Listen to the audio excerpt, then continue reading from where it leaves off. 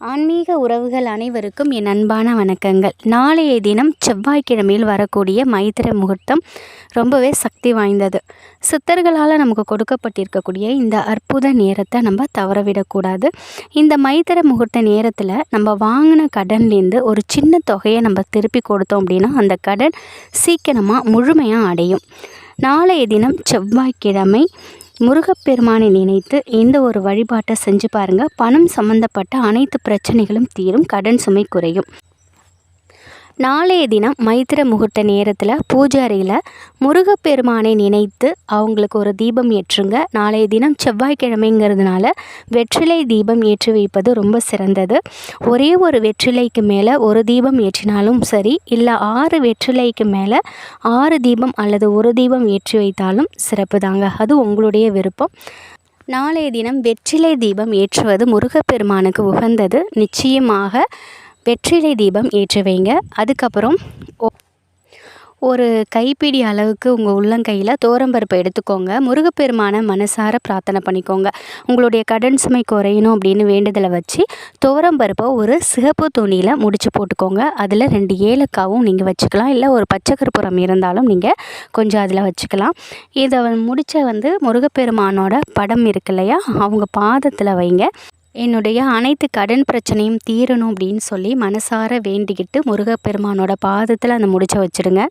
அதுக்கப்புறம் நீங்கள் யார்கிட்ட கடன் கொடுக்கணுமோ அவங்க பக்கத்தில் இருந்தாக்கா நீங்கள் வாங்கின கடன்லேருந்து கொஞ்சம் தொகையை நீங்கள் கையில் இருக்கிற தொகையை நீங்கள் கொடுக்கலாம். இல்லை அவங்க வாங்க மாட்டாங்க அப்படின்னாக்கா ஒரு வெள்ளை பேப்பரில் அவங்க பேர் எழுதி ஒரு தொகையை நீங்கள் அதில் வைக்கலாம். நீங்கள் அசலை கொடுக்கும் பொழுது வட்டியாக இதையும் சேர்த்து நீங்கள் கொடுக்கலாம். அது உங்களுடைய விருப்பம். எத்தனை பேர்ட்ட நீங்கள் வாங்கியிருக்கீங்களா, பேங்கில் அடமானம் ஏதாவது நகை வச்சுருக்கீங்க, அதை நீங்கள் திருப்பி மீட்கணும். இப்படி எதுவாக இருந்தாலும் சரிதாங்க. நீங்கள் அந்த மாதிரி போட்டு நீங்கள் வைக்கலாம். அவங்களோட பெயரை எழுதி அந்த கவரில் அந்த தொகையை போட்டு வச்சுடுங்க. அந்த கடன்காரருக்கு அந்த நேரத்தில் நீங்கள் கடனை திருப்பி கொடுத்துட்டீங்க, அதுதான் அர்த்தம் இதுக்கு. நாளைய தினம் மைத்திர முகூர்த்த நேரத்தில் முருகப்பெருமானை நினச்சி உங்களுடைய கடனை அடையணும் அப்படின்னு மனசார வேண்டிக்கிட்டு நீங்கள் இதை செய்யுங்க. நிச்சயமாக உங்களுடைய கடன் பிரச்சனை படிப்படியாக குறையும், உங்களுடைய செல்வ செழிப்பு படிப்படியாக உயரும். இந்த மைத்திர முகூர்த்த நேரம் அப்படிங்கிறது செவ்வாய்க்கிழமையும் அஸ்வினி அல்லது அனுஷ நட்சத்திரம் சேரும் நாளில், அஸ்வினி இருக்கும் வேளையில் மேஷ லக்னம் அல்லது அனுஷம் இருக்கும் வேளையில் விருச்சிக லக்ன காலம்தான் மைத்திரேய முகூர்த்தம்.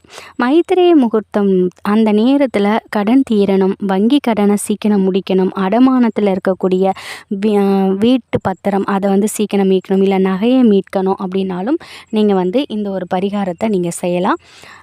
நாளைய தினம் அதாவது பிப்ரவரி 4, 2, 2025 செவ்வாய்க்கிழமை காலை 10:32லேருந்து 12:19 வரைக்கும் இருக்குது. இதோட மைய பகுதி 11:07லேருந்து 11:42 வரைக்கும் இருக்குது. இந்த நேரத்தை தவற விடாதீங்க. இந்த நேரத்தை பயன்படுத்திக்கோங்க. கடன் தீர்வதற்கு இது போன்ற ஒரு அற்புதமான நாள், அற்புதமான நேரம் வரதுங்கிறது ஒரு கேள்விக்குறி தான். ஏன்னா செவ்வாய்க்கிழமையில் எப்பொழுதுமே மைத்திர முகூர்த்தம் வந்துச்சு அப்படின்னாக்கா அதை நீங்கள் பயன்படுத்திக்கோங்க. அற்புதமான ஒரு நாள். முருகரோட பாதத்தில் வச்சோம் இல்லையா அந்த துவரம்பருப்பு, அதை எடுத்து என்ன செய்யுங்க, அடுத்த நாள் புதன்கிழமை காலையில் காக்கா குருவிகளுக்கு நீங்கள் இறையாக நீங்கள் போட்டுடலாம். அப்படி இல்லைன்னா பசுவிற்கு நீங்கள் கொடுத்துடலாம். இதை இந்த மாதிரி ரொம்ப எளிமையான இந்த பரிகாரத்தை செய்தாலே போதுங்க. நிச்சயமாக நம்முடைய கடன் பிரச்சனை வெகு விரைவில் அடையும். முழு நம்பிக்கையோட முருகப்பெருமானை நினைத்து செய்து பாருங்கள். முருகப்பெருமானின் அருள் பரிபூரணமாக உங்களுக்கு கிடைக்கும். கடனில்லாத ஒரு வாழ்க்கையை முருகப்பெருமான் கொடுப்பாங்க. முழு மனதோட நம்பிக்கையோட முருகப்பெருமானை நினச்சிக்கிட்டு நீங்கள் இந்த ஒரு வழிபாடு பரிகாரத்தை செய்து பாருங்கள். நிச்சயமாக அடுத்த மைத்திர முகூர்த்தத்துக்குள்ளே உங்களுக்கு ஏதாவது ஒரு நல்ல வழியை கடவுள் காட்டி கொடுப்பாங்க. நிச்சயம் இந்த ஒரு தகவல் உங்களுக்கு பயனுள்ளதாக இருக்கும் அப்படின்னு நம்புகிறேன். நாளைய நாளை தவற விடாதீங்க.